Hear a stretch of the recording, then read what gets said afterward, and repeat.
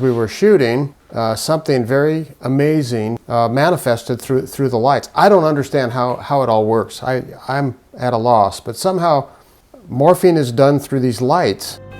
Well, this is the image we caught, and it looks like a monk in a robe, in a robe that goes down to the feet, and you can see a beard on this entity, and it's almost Christ-like looking. It's an amazing image, and this is the one we shot the very first night I arrived, and we shot it from the levee that borders the Mississippi River. You know, as I look at this, I notice there's a dark being right here. You can see an outline, and another one right over here. So there's actually a being. You're right. Can you see those two? Yeah, sure can. So there's, it's interesting, as you look at this stuff, you begin to see other images, and it's not like your eyes are playing tricks on you, they're actually there. You just don't notice them until you look around and focus, and it's just amazing what's coming out of this light. It's as odd as you can imagine, you know, when you see that kind of stuff. Let's go to another one. Sure. Whoever or whatever is behind these remarkable images we're seeing seems to be able to use existent life forms to sculpt holographic images. There's three particular ones we'd like to call your attention to on this screen. One right in the center of the screen that kind of looks like the development of a human or humanoid. One at the lower left knee of that image, it looks like an owl or a frog, and one to the upper right of the screen that kind of looks like an animal or a dog or something. In the first image in the center of the screen, it seems to be sculpted out of different lights that outline the torso and then the legs. As you can see, we're scrolling up and down with the arrow pointing out the torso of this particular thing. It's also at times impregnated with eyes that are quite large, and it seems as though this thing shapeshifts from the face of a man to almost like a devil look with huge eyes. This image seems to shapeshift continually throughout, but as you'll see, it's very interesting and quite remarkable. Here it can be clearly seen that the image has the face of a man, and the body again is outlined, as you can see, as it's pointed out by the arrows, all the way from the shoulders down to the right leg, all the way to the feet. And to the upper right corner, you can see the image looking down as though it's observing these two entities being formed. As we press on, the face begins to change to something more demonic looking and grotesque, almost like a mask that you'd see. And so what we're showing you is this imagery that seems to be sculpted. There's one with a very demonic face on it, as you can see, and now one with full of eyes. You can also see that the genital area is kind of covered over with a dark shadow, so you have no idea of the sexuality of this entity. Once again, in the upper right hand corner, you see the face of, looks like a puppy dog there, watching in as these creatures develop.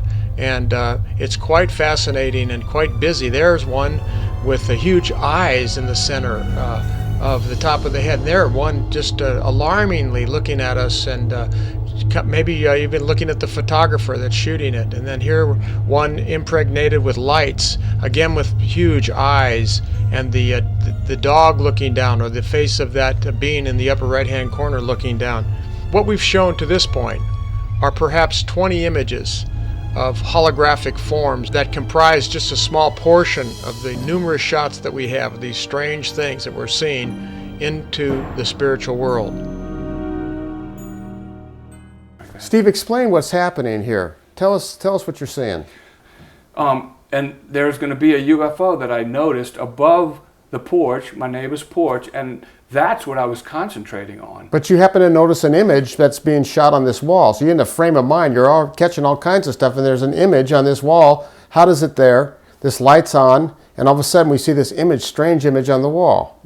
Those images seem to manifest in the general area of a UFO.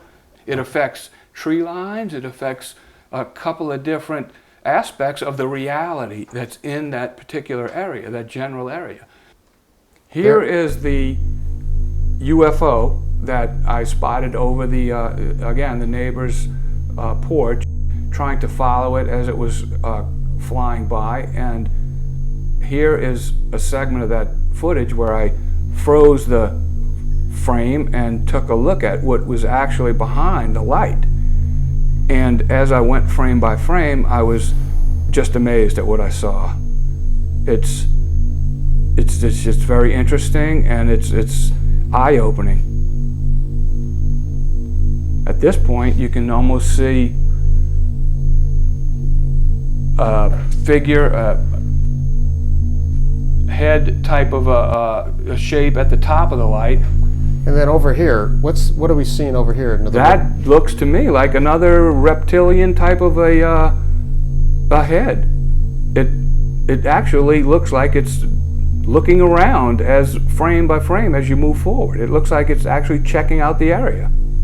Almost like that's the guidance system for the UFO, which is masquerading as an airplane. And you mentioned it earlier, that these seem to be entities actually morphing or disguising themselves as UFOs. And you're talking about something that deceives people. That's a great shot right there of the UFO, and then that image that's being cast by this light. Have you gone back to see if that image is there? The image is not, and the image would not have been visible with the naked eye at the time. That's right. That's one of the keys. The image is never visible with the naked eye.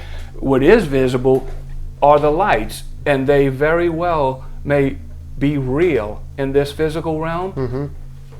They tend to use those lights and morph from those lights. Yeah. Using physical light to superimpose holographic images.